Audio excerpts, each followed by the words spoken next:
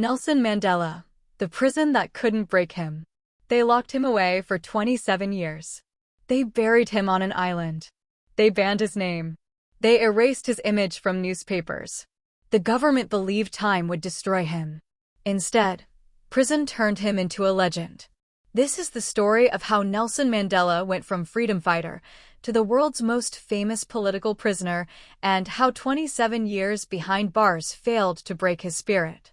By the early 1950s, Nelson Mandela was no longer just a young activist. He had become a national figure. Through the African National Congress, Mandela helped organize the 1952 Defiance Campaign, a coordinated effort where thousands of Black South Africans deliberately broke apartheid laws. They entered whites-only train stations. They defied curfews. They refused to carry passbooks. It was disciplined. It was nonviolent. And it terrified the government. For the first time, apartheid laws were being openly challenged on a massive scale. Mandela traveled across the country mobilizing volunteers. His speeches were calm but firm. He spoke not of hatred, but of dignity. The state responded with bans. Mandela was restricted from public gatherings, confined to Johannesburg, constantly monitored. But restrictions only amplified his influence. Then in 1956, the regime made its move. Mandela and 155 activists were arrested and charged with treason. The treason trial would drag on for years. The government wanted to label them enemies of the state. Instead, Mandela used the courtroom as a platform. The struggle was no longer hidden. It was now national and global. But inside Mandela, something was shifting. Peaceful resistance alone, he began to believe, might not be enough. And soon, South Africa would explode into violence. On March 21, 1960, everything changed. In the township of Sharpeville, thousands of Black South Africans gathered peacefully to protest the hated pass laws. They carried no weapons. They carried no violence. Only their defiance. Police opened fire. 69 people were killed. Many were shot in the back as they fled. The world watched in horror. Inside South Africa, fear spread, but so did anger. For Nelson Mandela, Sharpeville marked a painful realization. Peaceful protest alone was being met with bullets. Shortly after, the apartheid government banned the African National Congress. The movement was forced underground. Mandela faced a decision that would define the next chapter of his life: remain committed to nonviolence, or adopt a new strategy. In 1961, Mandela helped form Umkhonto we Sizwe, Spear of the Nation, the armed wing of the ANC. Their goal was not civilian bloodshed. It was sabotage. Power stations. Government buildings. Symbols of apartheid. Mandela believed that if peaceful channels were closed, resistance had to evolve. The state now labeled him what it feared most: a terrorist. And for the first time, Mandela went fully underground. He became known as the Black Pimpernel, moving secretly between safe houses, disguising himself, evading capture. But the government was closing in. And soon, the man who once escaped his village would find himself unable to escape again. In 1962, after months of living underground, Nelson Mandela was captured.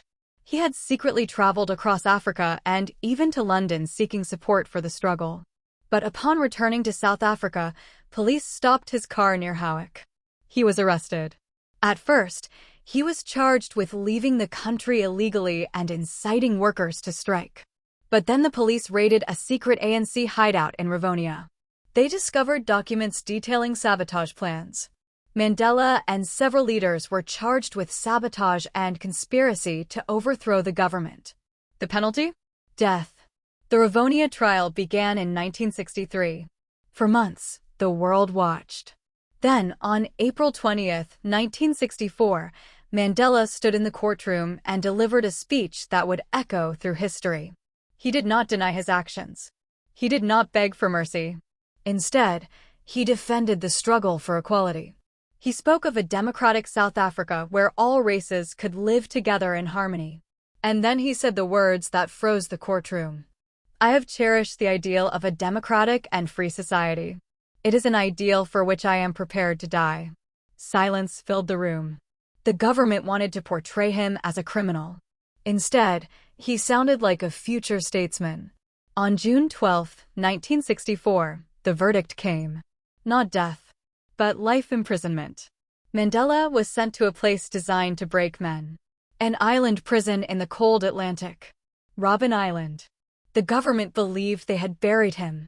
They were wrong. When Nelson Mandela arrived at Robben Island in 1964, the message was clear. You are forgotten. His cell was small, barely enough room to stretch his legs. A thin mat on the floor. A bucket for a toilet. Cold concrete walls. Prisoners were forced into hard labor in a limestone quarry under the burning sun. The bright white stone damaged their eyes. Food was rationed by race. Black prisoners received the smallest portions. Letters were limited. Visits were rare. News from the outside world was almost non-existent. The system was designed not just to punish, but to humiliate. But something unexpected happened. Mandela did not collapse. He disciplined his body. He disciplined his mind. He studied Afrikaans to understand his captors. He exercised daily in his tiny cell. He refused to hate. Instead, he transformed Robben Island into what prisoners later called the university. Political discussions filled the cells. Debates sharpened strategy. Younger inmates looked to Mandela for guidance. Even prison guards began to respect him. Years turned into decades. Outside the prison walls, the world was changing. Protests erupted globally. Free Nelson Mandela became a rallying cry. The man the regime tried to silence had become a symbol of resistance. And as pressure mounted, the apartheid government faced a growing fear. They had not imprisoned a rebel. They had created a legend. By the 1980s, Nelson Mandela had been imprisoned for over 2 decades. But instead of fading into memory, his name had grown louder. Across Europe, Africa, and the United States, protests demanded his freedom. Sanctions were placed on South Africa. Universities divested. Musicians and activists turned his imprisonment into a global campaign. Inside the country, unrest intensified. The apartheid system was becoming economically and politically unsustainable. Even some within the government began to realize the truth. Mandela was no longer just a prisoner. He was the key to South Africa's future. In 1985, the government secretly offered him conditional release, freedom in exchange for renouncing armed struggle. Mandela refused. He would not accept personal freedom while his people remained oppressed.